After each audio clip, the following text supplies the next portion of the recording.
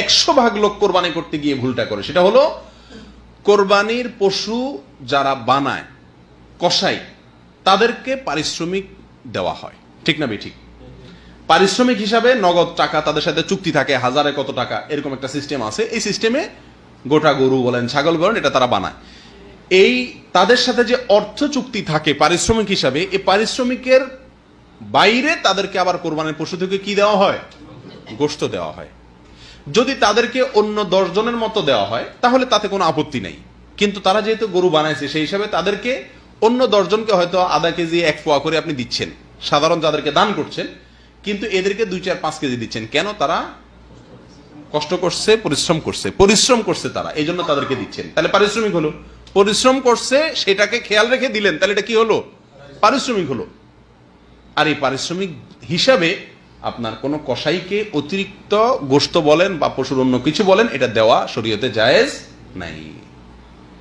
কসাইরাও খুব চালাক, তারাও আমাদের সঙ্গে এই কোরবানির পশু এটা বানানোর জন্য যখন চুক্তি করে তখন খুব বেশি দরাদরি করে না, কারণ তারাও জানে যে 2, 4, 5 কেজি গোশত তো আমি এমনিই পাবো, তো 4 কেজি গোশত পাইলে তো 2000 টাকা দাম এমনি এসে গেল, অতএব 1000 যদি চুক্তিতে কমও হয় লস নাই, ঠিক না ঠিক?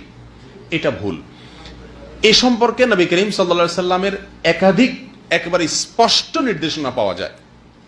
বিশেষ করে সহিহ বুখারীতে নবী সাল্লাল্লাহু আলাইহি সাল্লাম স্পষ্টভাবে তার নির্দেশ পাওয়া যায়। তিনি বলেছেন লা ইউতা ওয়ালা ইউতা লিজাযারাতিহা শাইআ, কোরবানির পশু এটা কসাই যারা কাটে অথবা এটাকে বানায় তাদেরকে এই কোরবানির পশু থেকে কোনো কিছু দেওয়া যাবে না। আলী রাদিয়াল্লাহু তাআলা আনহুকে নবী করিম সাল্লাল্লাহু আলাইহি সাল্লাম বিদায় হজের সময় তাকে কোরবানির পশুগুলা, তিনি নিজের হাতে অনেকগুলো কোরবানি করেছেন, বাকিগুলা তাকে করতে বলেছেন। এরপরে বলেছেন এই পশুর সবকিছু বন্টন করে দেওয়া মানুষদেরকে, হাজিদের মধ্যে তাদেরকে খাওয়াও, আর খবরদার কোনো কিছু তুমি ওই কসাইকে বা যারা বানাবে তাদেরকে দিবা না। অর্থাৎ তাদের পারিশ্রমিক আলাদা দিবেন, নগদ টাকা দিয়া, কোরবানির পশু থেকে আপনি দিবেন না। আসলে কোরবানির পশুর এই গোশত এটা আমরা কোরবানি করে দিলাম মানে আল্লাহকে দিয়ে দিলাম, ঠিক না ঠিক? আল্লাহ সুবহানাহু ওয়া তাআলার নিয়ম হলো কোনো কিছু আল্লাহকে দান করলে আল্লাহ নিজে সেটা গ্রহণ করেন না। আগের যুগে আল্লাহকে দান করলে মানুষ পাহাড়ে রেখে আসতো, সেটা আসমান থেকে এসে আগুন এসে জ্বালাই দিত, তার মানে আল্লাহ তাআলা অ্যাকসেপ্ট করছেন। আর যদি না জ্বালাইতো তার মানে আল্লাহ ওটা অ্যাকসেপ্ট করেন নাই। আর আখিরি জামানার উম্মতকে আমাদের জন্য আল্লাহ সুবহানাহু ওয়া তাআলা সুযোগ দিয়েছেন। সেটা কি?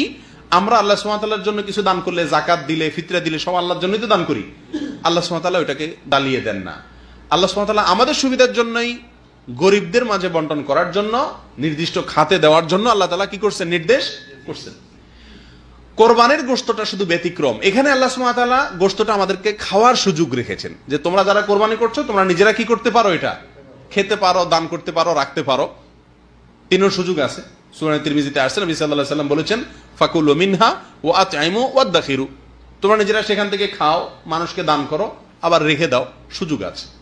এক সময় নবী সাল্লাল্লাহু আলাইহি ওয়াসাল্লাম নিষেধ করছেন 3 দিনের বেশি রাখা যাবে না, কিন্তু এরপরে সেটা তিনি প্রত্যাহার করেছেন, রহিত করেছেন। এরপর বলেছেন তোমরা এখান থেকে যা খুশি করতে পারো। অর্থাৎ যা খুশি বলতে নিজে খাও, মানুষকে দান করো, জমা করো, কিন্তু বিক্রি করা যাবে? যাকে আপনি দান করছেন সে বিক্রি করতে পারে, কিন্তু আপনার কোরবানির গোশত আপনি বিক্রি করতে পারবেন? যেহেতু বিক্রি করা যায় না, অতএব পারিশ্রমিক হিসাবেও কাউকে দেওয়া যায় না। বিধায় আপনার যে কসাই এই পশুটা বানায় দিছে তাকে যদি আপনি টাকা দিলেন আর গোশত অতিরিক্ত দিলেন এই জন্য, এই খেয়াল থেকে যে সে কষ্ট করছে, পরিশ্রম করছে, তাহলে পরিশ্রমের বিনিময় দিলেন, সেই হিসাবে এটা কি হবে না? জায়েজ হবে না। সবচেয়ে বড় কথা হলো নবী করিম সাল্লাল্লাহু আলাইহি ওয়াসাল্লাম নিষেধ করছেন, ব্যাস। তাহলে আমাদের এই কাজটা করা উচিত কি উচিত না? সারা বাংলাদেশে কসাইকে গোশত দেয় না এরকম কোরবানি করেনওয়ালা কয়জন লোক আছে বলেন? একজনও আপনারা দেখছেন আজ পর্যন্ত? অথচ উচিত হলো কসাইকে